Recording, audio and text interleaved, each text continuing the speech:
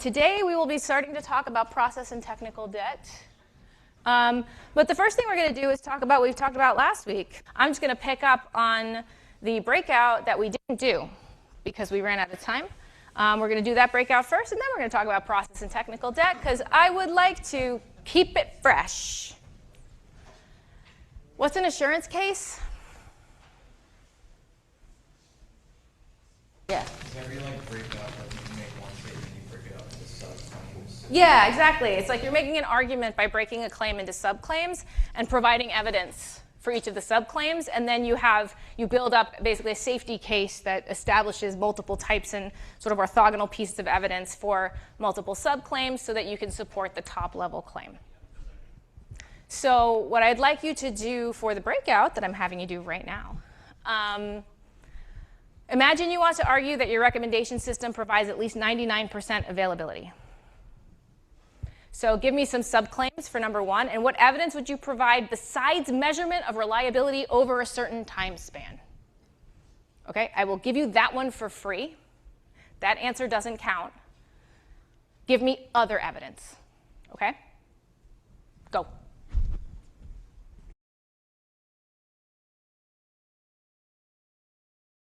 So I see a lot of muttering and typing. I do want to point out some things about the safety case to remind you, right? You were saying, oh, well, measuring reliability over, I saw somebody post, oh, if you measure, it's hard to come up with something besides reliability over a period of time.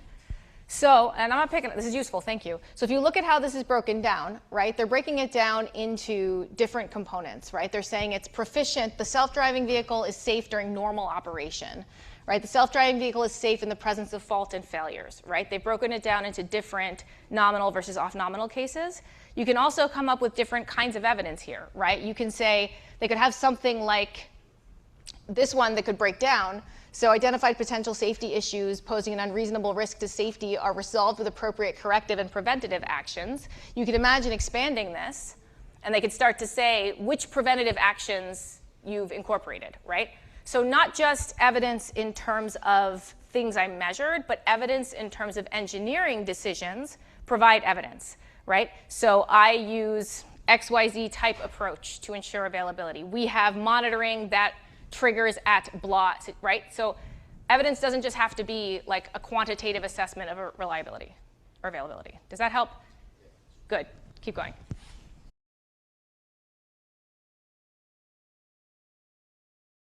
All right, the muttering is dissipating.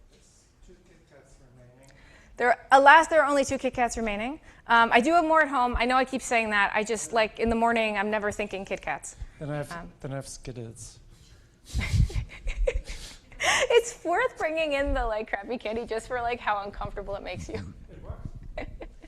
The first point is quite simple. Just measure reliability over time, and then if you have... I told you that. Doesn't that answer? I gave you that one for free. And the second one, you can provide some architectural decisions that you made as a point of evidence. For example, if you have a backup instance of your application running on a separate data center in a separate region, you can say that even in the event of failure of your primary one, you have automatic fallback to a backup version. Right. And it's a strong evidence that your system is robust. Right. So that is a good architectural example of that there's failover to account for failure of availability of a deployment zone, for example.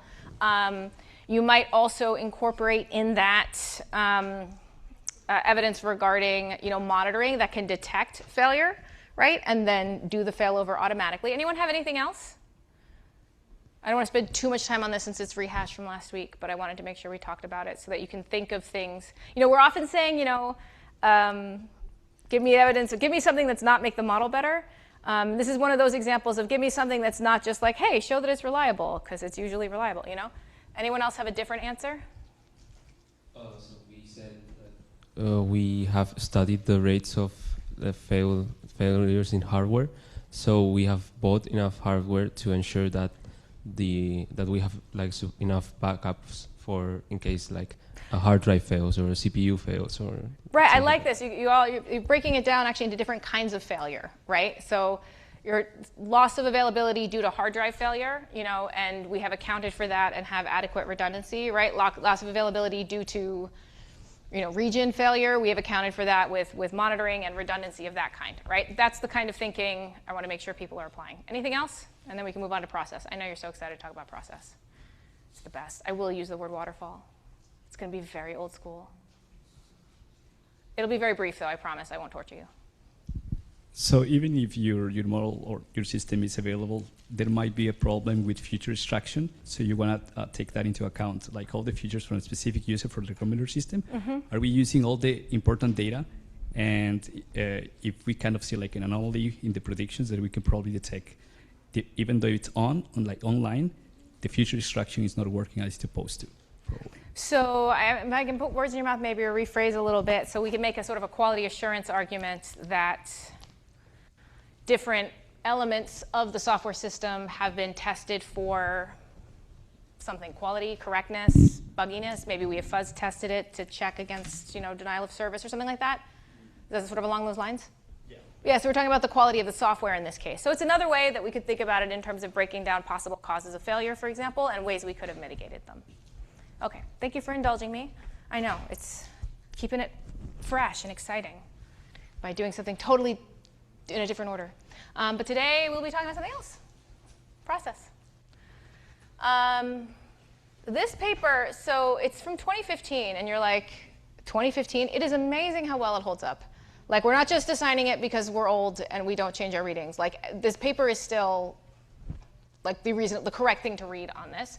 And like I said, much of that team was at the time and still is at the Google Pittsburgh office because they do a lot of the engineering around their ads quality models and sort of their training and deployment. So they really know what they're talking about.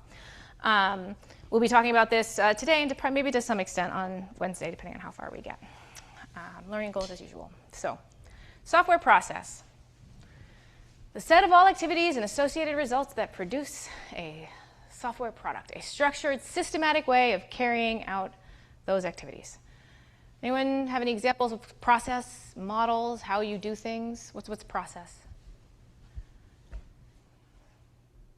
I already gave you one, and I will not make fun of you if you say waterfall. Scrum and Agile. Scrum and Agile are much more modern, right? So these are sort of structured methodologies for setting up what activities we're working on in what order over what time span, right? So we might do things in 2-week sprints, for example. I don't know if any of you are doing that for your assignments, but it's a way to kind of tell us how to break up our process. So historically, people do not like to write process, right? Process is boring. I think if we talk about what, sort of this idea of what developers want. So we look at the percentage of effort over project time, right? What they really want is to have sort of a little bit of time dedicated to sort of trashing or rework, right? Because sometimes you realize you wrote the wrong thing, you got to fix it up. But then, all of your time dedicated to productive coding. We just want to do all the coding all the time, right? And so what they think of as process, a lot of people think of process, things like cost and time estimates, doing requirements, design, change management, quality assurance, and whatever. This is inspired by a textbook, I think, from 1998. So it's got quality assurance plan, blah, blah, blah. But it's just a time suck, right? It's just a big block of blue time that's gone forever. Negative externalities, just dead weight loss, as my economics professor would call it. So I think this is what informs the kind of negative view of process. You think of it as overhead that reduces productive work and time for productive work, which is kind of no fun. But what tends to happen anyway, and this is borne out empirically over 60 years of software engineering as a discipline, is that if you do not do any planning or process ahead of time, eventually you run into this situation where having to rework everything over time cuts into all your productive coding time, and process to plan and figure out what that should be rises to meet it. If this gets increasingly complicated and more time is spent adding process late, right, it ends up being miserable for all parties. So the ideal situation is that we have a little bit of time dedicated to settling process up front, and then it kind of settles out into keeping us working on the right things in the right amount of time. And it's not as big of a giant overhead as everyone thinks it is, okay?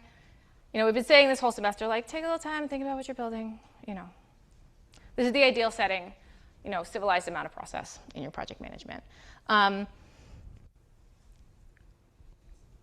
this kind of idea of how developers can end up in survival mode, I'm actually, I'm talking about this from practitioner perspective, but I'm sure there are analogies that you've seen in your own group work, right? Where if you'll miss a deadline, then you end up just the heads down solo development mode to meet your own deadlines and then ignore integration work and stop interacting with everybody else, right? Stop thinking about how your pieces will be dealing with other pieces because you're like frantically trying to finish your thing.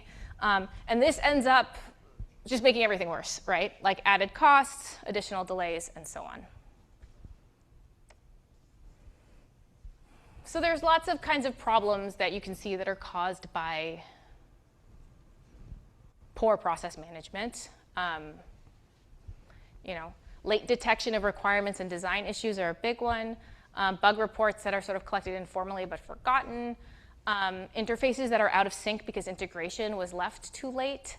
And then when the project falls behind, developers ask, weekly then daily for new estimates, and process creeps upwards, right? There are lots more examples like this that I'm sure you could come up with.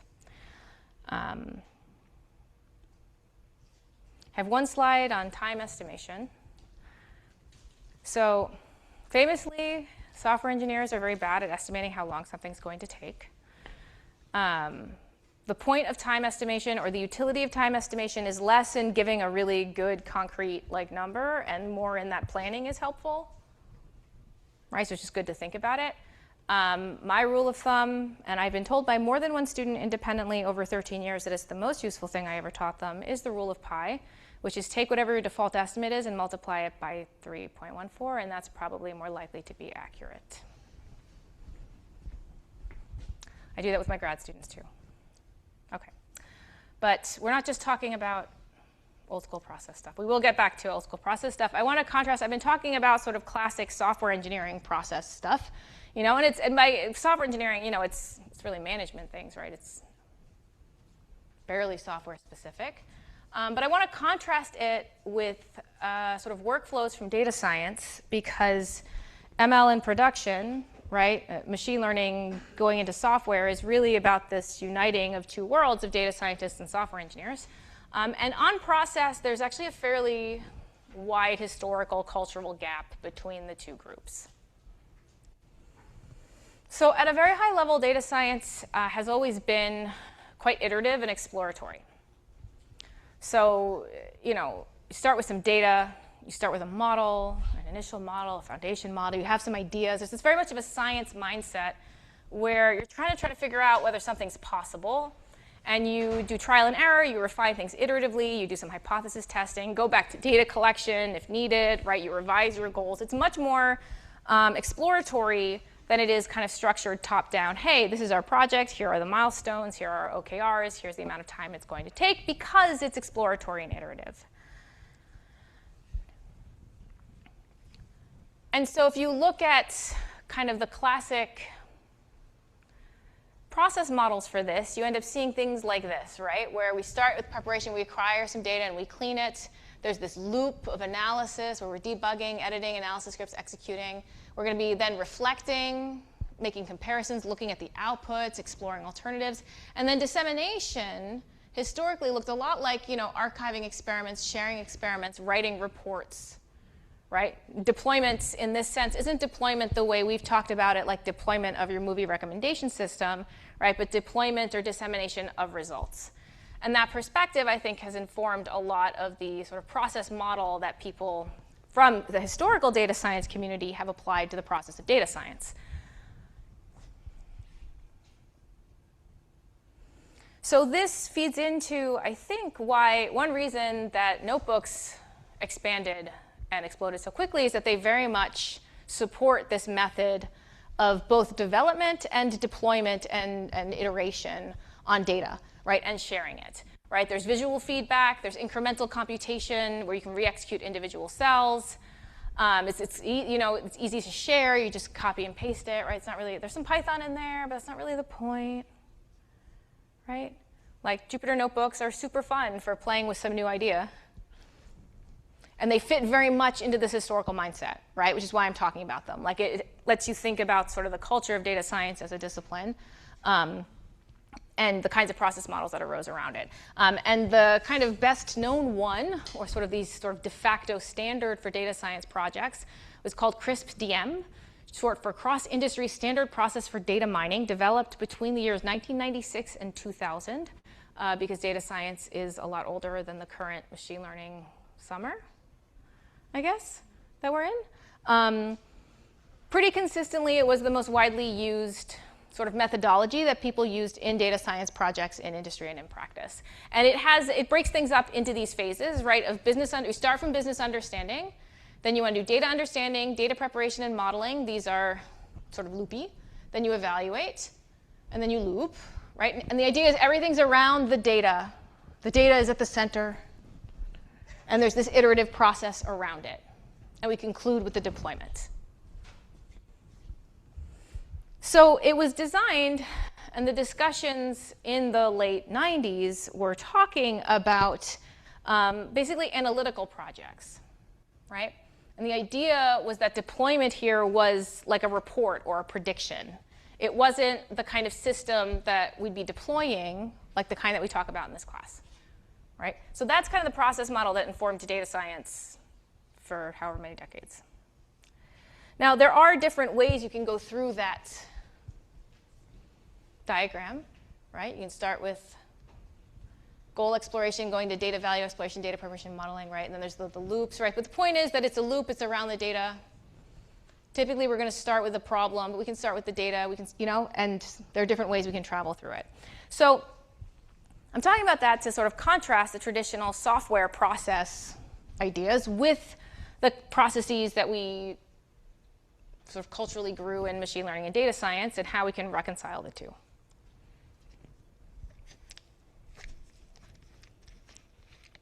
But go back to software process for a minute. This is like what we don't want. We start with let's not do it this way. Although I would say that this is still better than nothing, because this is still a process, right?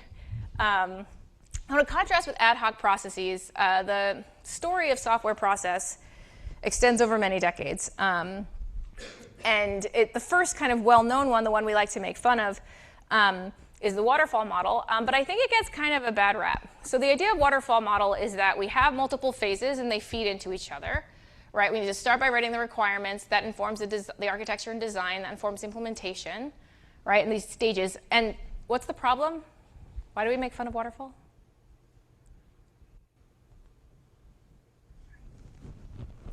Product is fairly similar to the requirements and what yeah, right? Like this idea of software, we don't start up front and say, for most software, caveat, with we're going to do this thing. We're going to write this long, detailed requirement specification, right? And then requirements change, right, over time, because software is a very ultimately iterative activity, and programmers use programming both to implement requirements, but also as a process of discovery. But waterfall was important. So first, it's important for systems where change is very expensive. So we're going to have much heavier weight upfront process for safety critical systems or for space software, for example. And so there are still times when this process is meaningful. Second, it was very important at the time for kind of formalizing this idea that process was worth doing, right? And the key idea, which is that you should think about and plan before you start writing code, is still a good one. But planning is helpful, right? Even if we don't know what all the requirements are going to be up front. This led to a whole bunch of other processes, because people realized pretty quickly, right, that this doesn't actually really work, right? And so they started doing a bunch of ways to incorporate iterations. So for example, the spiral model uses a risk-first approach, where we start with the most risky components and build incremental prototypes over time, and we revisit different phases over the course of the spiral. This key iteration. These days, I think something closer to agile, which came out of the early 2000s, is probably the most prevalent in industry.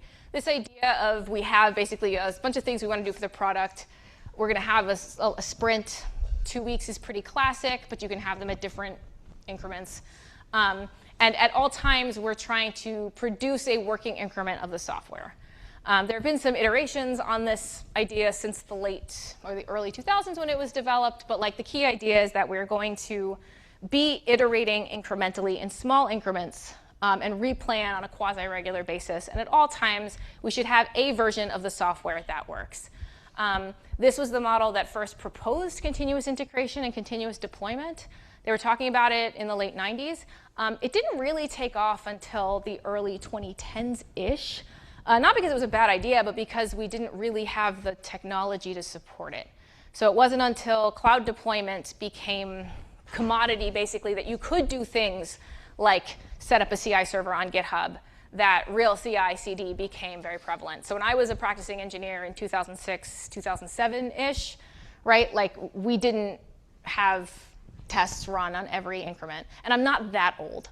So like, you know, these ideas were predated by a lot, actually, my practice as a practicing engineer. But the technology was lagging, right? So until the technology caught up and we have these widespread sort of cloud resources that we can really do this, constantly have a working increment of the software, that I think is about when you can see a lot of the agile principles really taking off. Okay. So to some extent, I use the word iteration in both, right? Oh, we're incrementally exploring the data, we're cleaning the data, we're learning more about it, we're building a new model, right? Breaking it down. And there is like an iterative process in both. But I think that the fact that the word's the same is about as far as the similarity goes. It's not obvious that like an okay initial model can be just iteratively or incrementally improved into a good model later, right? Like the ideas there's not really this cross-boundary thing. So even though I think both schools of thought speak to incrementality and iteration, like doesn't actually solve our process problem at the intersection of data science and software engineering. I want to say, like, you know, there's this sort of funny cultural problem. And you can totally see this, right? In a lot of ML code. This has examples from notebooks where there's a lot of global state, there's very little documentation, version control is not amazing. For exploration, it's fine. It's just transitioning to production, which is not a thing that data science was initially concerned with. It's not great. You can see, and I'll come back to this later, a lot of these problems apply in LLM and agentic systems too, in a slightly different kind of tooling context, but when everything is a prompt, that means everything is English text or language text of your choice. It's not code, it's not structured.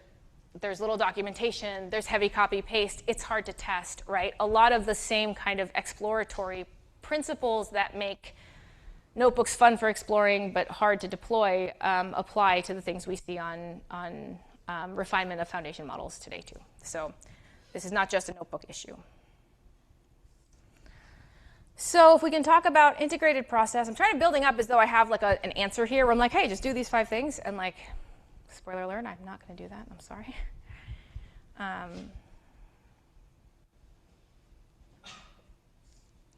If we think about ML models being system components, right?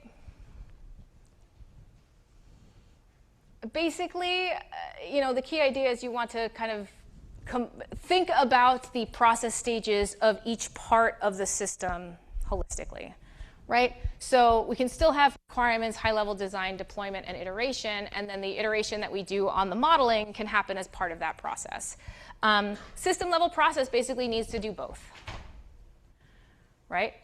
Traditional components can be handled with process, however you do traditional components. And then you need to do your ML components following the typical process for ML components, with some caveats that there are lots of things that we can do to improve things like source control for the ML side of the ML components. So when you see there's like some academic work on this, is this what this shows? Right? There's not actually a like established de facto standard. There's a fair bit of work and people like thinking about ways to, for example, add change in configuration management to the issue of, you know, model evaluation, model training, right? Breaking the phases up. I'm not going to ask you to like regurgitate this on a test. I'm just saying like people are working on this. You look at the dates, right? 22.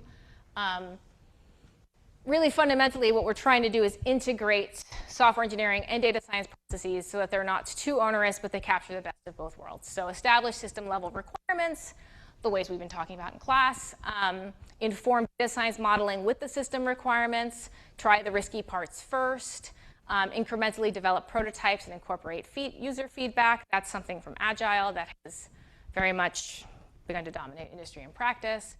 Provide flexibility to iterate and improve, and so on. Plan for testing, kind of all the things we've been talking about all semester. There's no single workflow model here, right? But the kind of, I don't want to say sort of obvious things that you would do for both, you should do for both.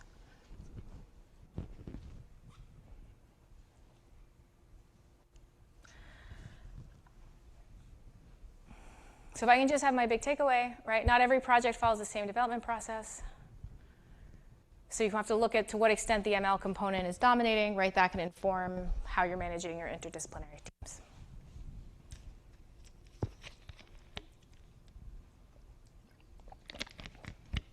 And with that, we'll talk about technical debt. Okay. Technical debt, who's heard the phrase technical debt before this class? Okay, cool. Some of you. So technical debt is a metaphor. It's a metaphor with an analogy to financial debt. So where you're making a decision that offers you an immediate benefit that accepts a later cost. Okay, so I might say, look, I just want to release now. We don't have time to do full end-to-end integration testing. We don't have time to do a human evaluation, right? Just release it. And then I'm accepting that later, right? Maybe there's going to be higher maintenance or operating cost, right? Maybe we didn't have time to really optimize the deployment architecture. So we're spending all our money on compute, right? But it's OK because we're launching now. It's an important time to launch. The thing about debt is that debt is not always bad, right? Like financial debt's not always bad. Sometimes you take on some debt to buy a house, for example, right? Like I have a mortgage, I'm in debt, I'm paying it off, my life is good, right? Like I have a good benefit from that. I have a house that I live in and it's nice, and like eventually I'll pay it off and everything's fine. So just because something is associated with debt doesn't mean it's like intrinsically bad, right? Educational debt, some of you may have taken out loans to get a degree that will allow you to be employable in a different way than you would be otherwise, right? That's not intrinsically a bad thing. And similarly for technical debt, there are times when it's actually better, right, to make a suboptimal choice to let you accomplish some goal, just being aware that if you take on too much debt, it can ultimately suffocate the project and you don't have the ultimate benefits, right? So I like it as a metaphor for that reason, because you have to remember, like, okay, just because debt's not great doesn't mean it's intrinsically bad. Ideally, one can track debt and plan for paying it down later. Anyone have any examples from their lives? I mean, not lives, but work life, school life. You make a short-term decision for a long-term milestone 2. It's like releasing a product without like full security testing. Right, so releasing a product without full security testing. I think you may remember, was it last week? I was talking about my friend who's a startup guy who was like, yeah, I don't worry about security until I have enough users to care about security, right? That's taking on technical debt. I don't even know if I can pick on him too much for it. Multbook? Multbook? Is that technical debt? I mean, it comes to the question of whether it's smart choice, right? I guess so. But it was certainly not caring about security until all the user passwords were leaked. True. Well, no, I've told you the story before. I have a friend who's like a serial startup-er. I don't think you were here. And I asked him once, what do you do for security for your startups? And he's like, if I care about security, I've already won. So, it's not, Multbooks were not the first to think about it that way. But there are other examples besides Multbook, actually, that we can talk about in a second. I feel like we don't have enough XKCD in this class. But I don't know if it's too millennial a sense of humor. Anyone have other examples besides Multbook? Security is a good one. Scaling. I could put words in your mouth, but tell me more. I agree with you. Coding without income. Yeah, and you don't think about performance, right, or how you're going to scale. It's a similar issue, right, which is like, hey, like I only have 100 users right now, and it's fine. And you don't architect things appropriately. Twitter had a huge problem with this back when it was Twitter and it was okay to talk about in class because it wasn't ridiculous. You can begin to see this as a problem if the companies that will release some of these case studies of like throwing ever more compute at their availability problems and it just not helping, right? Because architecturally it's a problem because it wasn't designed to scale. That's a good one. I mean, basically anything where you're like, oh, it's not a problem because I don't have that many users yet. And it's not necessarily a bad decision every time. The way that technical debt has been characterized, I think most prominently by Mark Fowler, is as a quadrant between deliberate versus inadvertent, right? So you could be deliberate and reckless, you could be deliberate and prudent, you could be inadvertent and prudent, or inadvertent and reckless, right? So you could be deliberately reckless. Oh, we don't have time for design, so we're just not going to do it.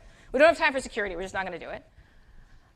You could be deliberate and prudent if you say, look, we really don't have time for security audit, but we're going to ship now, and we're going to deal with it, right? Then you're thinking about it. Sort of the classic way that this has been divided ever since. I think it's a reasonable way to think about it. If you want to think about it from a data science or an ML and production sense, I think these are some nice examples. So a deliberate and reckless, we don't have time to plan for mistakes. We don't have time to plan for safety risks. It'll be fine. Versus we need to release now because we're about to get scooped. We could just deal with manually releasing our releases. For now, it's going to be slow. We'll have to pull late nights. It sucks, but we're going to do it anyway. There's inadvertent recklessness. So what's data drift?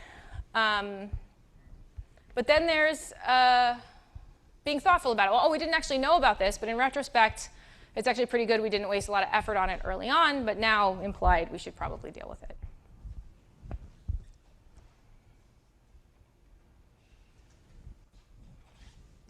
So there are useful examples. So this characterization is from Fowler, but I think that we see some useful examples from the reading as well. So here are some prudent and deliberate things you could do. Skip using a CI platform. Maybe you just test the product viability with alpha users using a prototype, but then later you have to pay back that debt by refactoring your effort to integrate the system into CI. But maybe you forgot to encrypt user credentials in a database because you don't have in-house security expertise. And then later, you run into trouble, right?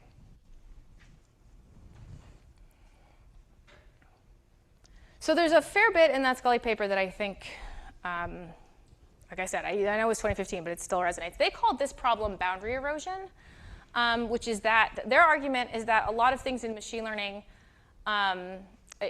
a lot of ML-enabled systems, it can be very difficult to reason about components in isolation, and there's often a breakdown in modularity. The principle here is also called changing anything changes everything. So the idea is if you change the distribution of any feature, it can shift the learned importance of all of them. And that applies to everything, right? It applies to hyperparameters, data selection, and so on. Correction cascades compound the problem. It creates dependency chains, right? If you're trying to fix a problem in one model with another model, now there's dependency between them, and weird behavior kind of can compound through them. And there can be all kinds of invisible entanglement. So this makes it easy to take on technical debt in ML systems and also difficult to then pay it down later. Scully et al. Talk about a number of anti-patterns that you can see, right, that are related in some ways to this boundary erosion, but also classic technical debt kind of issues. So a mature ML system, maybe 5% model coded, 95% supporting code to move data in and out of generic packages. That can be brittle.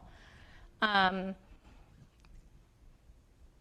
in general, they argue that there's a sort of a breakdown between, I mean, they're arguing the same thing we are, right? Which is that a lot of these things are caused by a breakdown between having researchers or data scientists operating separately from engineers, and that they should all talk and work together.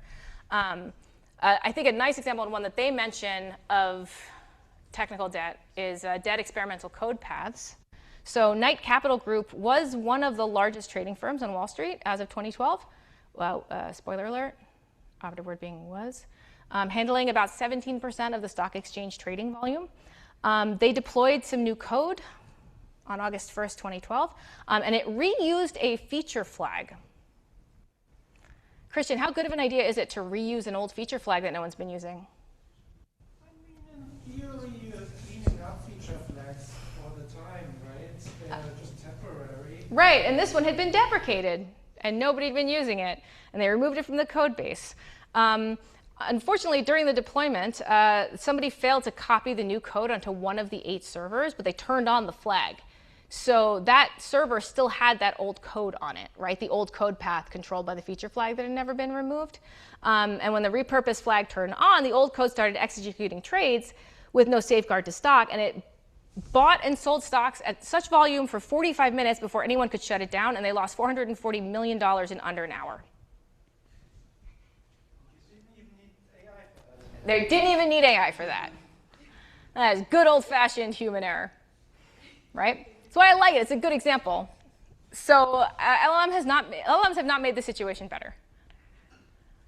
In some sense, maybe, because actually, no, they have not made it better. I mean, I do know that to some extent, generated code is not supposed to be deployed without human review or release in the finance industry right now. You know, I guess how careful your trading firm is influences how much that's true. But the point is, you can lose all of your money in an hour even without ever using an LLM. And so things have not improved much. They were acquired by a competitor within months. They needed a $400 million rescue from outside investors and were then acquired. So don't reuse feature flags. The end. So these are examples that we have from what I think I basically just went over. Let's talk about LLM and agent systems, and then we'll do a second breakout, because it's exciting. So LLMs and agent systems, I was like, how many new slides do I need to bring this up to date for the modern era? And the answer is not that many, because they are slightly different problems in that, like, the underlying artifacts are slightly different, but the solutions are all basically the same. So, for example, prompt templates tend to accumulate.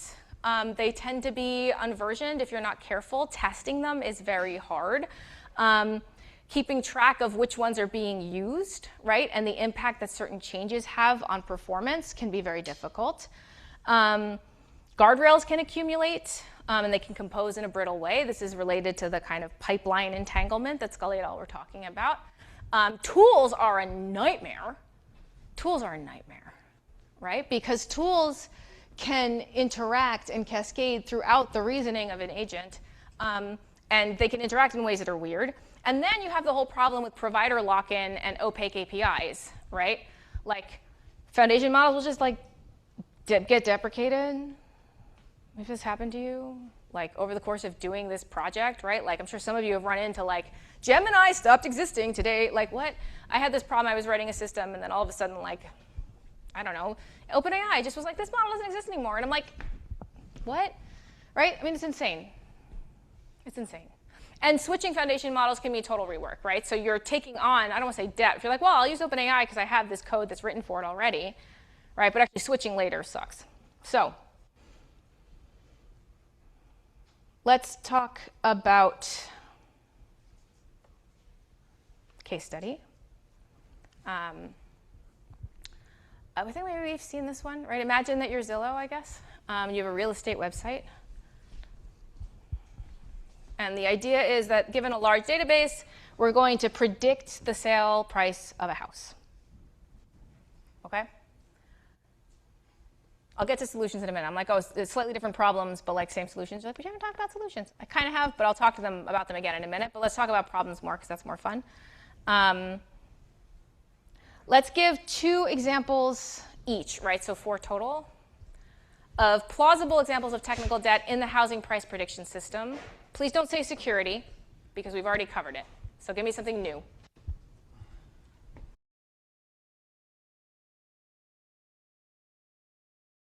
All right, let's talk about technical debt from machine learning. I liked a lot of the answers I saw on Slack.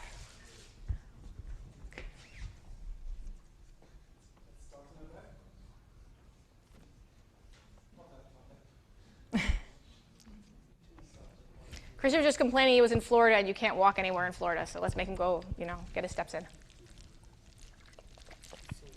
So one example for reckless was if Zillow has to push their features quickly, meet deadlines, then they will probably not vet the users, whoever's signing up, posting listings, either the buyer or seller, and then that can have negative effects down the line. So sort of a failure to incorporate multiple sets of user stories, for example? Yeah. Okay, that makes sense. So that would be reckless, like we're sort of inadvertently forgetting to think about all of the users, maybe especially the ones who might be paying us later. Like it?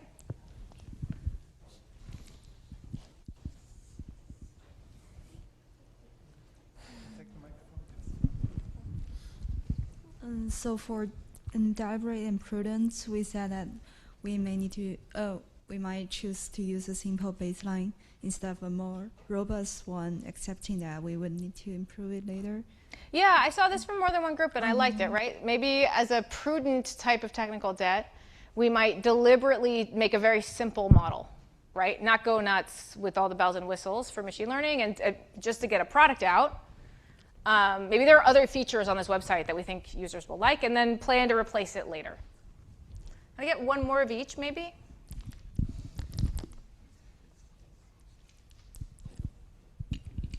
For deliberate, if the team wants to ship a new feature very quickly, they could use they could more heavily involve large language models, like using AI coding to develop a new feature, which would probably speed up the development, but also like introduce quality issues in the code and in the structure. I love this answer. So the answer is, hey, one thing we could do in a deliberate way is integrate the use of LLM-based coding tools, right? Because we will ship features faster. Can we discuss this for a bit? I mean, I'm going to ask Christian about this for obvious reasons in a minute. But I want to know what, I assume they're obvious to you, Christian, why I will ask you. Oh, well, what he said, you were distracted by the distribution of subpar candy. Somebody got really excited about Skittles. And also I've been running a small experiment. It's chocolate 2, Skittles 1 so far. This whole thing fills me my heart with so much joy. The answer was that a deliberate choice could be made to use AI coding tools to speed up development of new features, right? And that would allow you to ship code faster, but with potentially taking on the debt of something. And I'm going to ask your opinion about this for a reason that I now think you probably consider obvious. Right. But what does everyone else think? Is it prudent? Is it debt? Is there a way to not take it on as debt? Like, what are you thinking about this? You're going to go work? You can. You guys can, so you will, and we can't, so we teach. So what do you think? I think it could be prudent if you reserve it for low risk, like features. So one argument is that it could be prudent if you reserve it for appropriately low-risk features. Right? Maybe there are cases in which the tools could be used versus not appropriately. Do we agree? I think you could almost, there would be ways to do it that would make zero technical debt. You basically have the same standards for AI code as you have for junior developer code. It has to be reviewed by something that has to pass the same acceptance standards. It doesn't necessarily have to lead to technical debt. Okay, so there's an argument that doesn't have to lead to technical debt if it's treated appropriately. Skittles are winning. I love it. I'm not going to come down against LLM-based coding tools, and I probably feel more positively about them than Christian does. I'm just curious what the room thinks, because you're all young and cool. And I'm not either. I think it can be reckless for high-stakes environments and features which have a high blast radius. Okay, so high blast radius features. So it sounds like we're kind of agreeing if it's subject to certain coding standards, and only used for certain features and not others, maybe we're okay with it. The reason that I said I was going to punt to Christian is that I have failed to make fun of him for appearing in the New York Times this semester in front of everybody. So I'm just doing that. And I'll post a gift article on Slack later because there is a picture taken inside TCS of a whole bunch of people. And what was that picture about, Christian? They just needed a picture. And what was the article about, Christian? I mean, AI coding tools. And what was the takeaway from the AI coding tool study? Why are you giving me such a hard time? I don't actually remember what was the takeaway. I mean, it's complicated. Did you read the paper? Do you know what I'm talking about? Okay, you read the paper. You tell Christian what's in his paper. No, what's in my paper, what's in the article. I can tell you what's in my paper. Well, I'm talking about your paper, not the actual Times.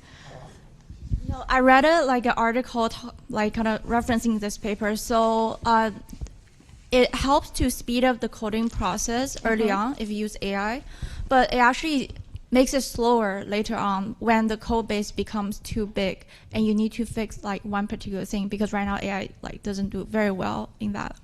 Right. So I'm making fun of Christian because he was in the Times, and it's kind of funny that they were in the Times and they sent the photographer, blah, blah, blah. The article was about AI coding tools and the impact on coding velocity, the New York Times article. They were interviewing Christian and Bogdan and your PhD students because you guys have a research article, like the science kind, the results of which are nicely summarized, but maybe you want to add some color. Yeah, I mean, this was an open source with an older generation of coding tools, but developers who adopted Cursor at the time had a short-term speed up in coding practices, but not very high speed up, and it was very short-term. It went down to what it was before, but they introduced a lot of coding quality problems.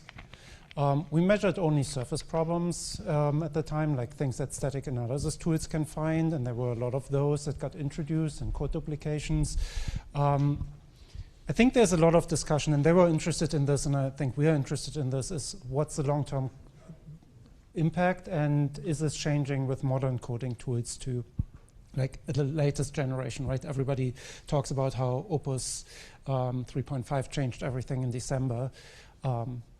I think that may be true, but it's still, you still got to be do you need to have 25 tests for this 100? So my take is, for a lot of tasks, it will speed you up if you know what you're doing. But it also, if you're not looking at it and you actually care about the code, it's very dangerous. So for your question here, I'm actually not sure whether it's prudent or reckless, right? That is not, and I think it's reckless probably to not look at it at all. But using coding tools in a kind of, for things that don't matter, or for things that you can actually still oversee to some degree, it might be prudent. It might be okay to accept quality issues and clean them up later, right? I mean, maybe we call it deliberate and reckless, right? Yeah. I think I'd end up on deliberate and reckless. Possibly. Well, I don't think anyone's accidentally using Claude Code. But I don't think, I mean. So it's not accidentally using Claude Code, right? It's right. It's making the decision to accept potential long-term consequences, right? Yes. And sort of acknowledging that there are long-term consequences and you should be aware of them, right? That there are quality implications. There are... 1, 2, 3. There were other answers I liked in the Slack, actually. They were talking about, I mean, there were lots of answers in the Slack, but they were talking about sort of inadvertent mistakes in modeling, for example, if you're not careful. And I think a lot of those can also be compounded by the use of ML models to generate code, especially if you're generating training code, like being careful to avoid look-ahead bias in model training. I think if you're training models or fine-tuning models for really important things, like where, for example, temporal bias needs to be avoided, that's the kind of thing that I certainly would subject to human review. But I like the debate about what kind of debt is. I assume that most of you will be entering industries where coding tools are increasingly using AI. And so the question about what kind of debt it's taking on and how to avoid it, I think, is worth thinking about. And you are all being appropriately measured and thoughtful about it, which is nice. I was going to have you update your answers with debt you'd taken on in your group project, because I think that's sort of a fun reflection to do. Do we have time? Not really. But so I will leave that to you as an exercise of reflection on your own practice about what was deliberate and what wasn't deliberate, and whether and when and how to pay down that debt. It's one of the challenges in teaching sort of realistic software engineering is that it's all time bound, right? Like at the end of the semester, your recommendation system disappears into the ether and you don't have to be maintaining it in 18 months. And so trying to simulate that experience can be challenging, right, in a pedagogical sense. But it may be worth thinking for yourselves, reflecting a little bit, both in terms of the debt that you've taken on purpose or not, between milestones, and also things that might come back to bite if you were to be continuing to maintain this for another year, because I think it's interesting. I think that these lessons are true continuing in the modern era as well, right? Especially these days, machine learning can seem like a very easy addition, right? LLMs can seem so easy to add to something, and it can have very long-term costs if you don't think about it. And there are elements of ML systems, AI and agentic systems, that are uniquely difficult to reason about and debug. So think about that. If we want to control technical debt from ML components, I think the first bullet here is very worth repeating, which is like you don't need to use AI for literally everything. So like maybe don't. Build reliable and maintainable pipelines, infrastructure, good engineering practices there. Test and monitor all of the things we've been talking about. Document, have good disciplinary teams with joint responsibilities, and so on. A lot of this is like, hey, do the stuff we've been teaching you. So it sounds a little bit self-serving. But I think it's worth emphasizing where those recommendations come from and what they are aiming to help you avoid. And a lot of these things do apply to modern systems as well, right? You can version your prompt templates. That's a thing, you probably should. And there are increasing numbers of frameworks to help you reason about and manage agentic systems in the same way, or to decompose prompts, and decompose and optimize them. And prompt optimization is a whole thing in the modern era. So treating those as legitimate software artifacts, treating agents as legitimate software artifacts, I think is an interesting development in our idea of continuous integration, continuous deployment, and development practices. It was a big deal, I guess, when the Agile Manifesto recommended treating configuration as code, right? So we'll say, hey, you should check in your Docker files and stuff, right? This probably sounds like common sense to you now, but it was sort of an important recommendation. Similarly, like treat your prompt templates as code, treat your agents as code, and version them, and track them, and so on.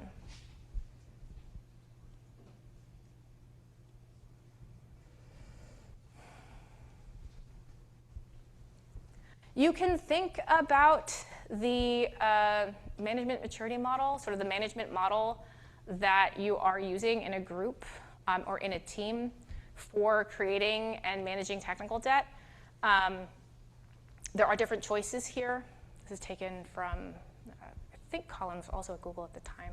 Sierra it was definitely and still is. This idea about what are the kinds of approaches that you're taking? Is it going to be purely reactive? Are you going to be proactive about it and deliberately identify and track debt, make decisions about its urgency and importance?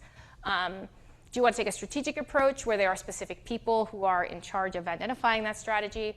Or do you want to embed technical debt considerations into the developer workflow and standardizing how it is handled across a larger organization? Treating technical debt as part of the engineering process helps you plan for it, which is the thing I was telling you to do at the beginning in the first half of the lecture, and incorporate it into your engineering and process management situations, right? Like, are you going to take a step back and maybe address some of that debt now, do some refactoring, put head count on it, right? And that's a lot easier to do if you're keeping track of the decisions that you've made.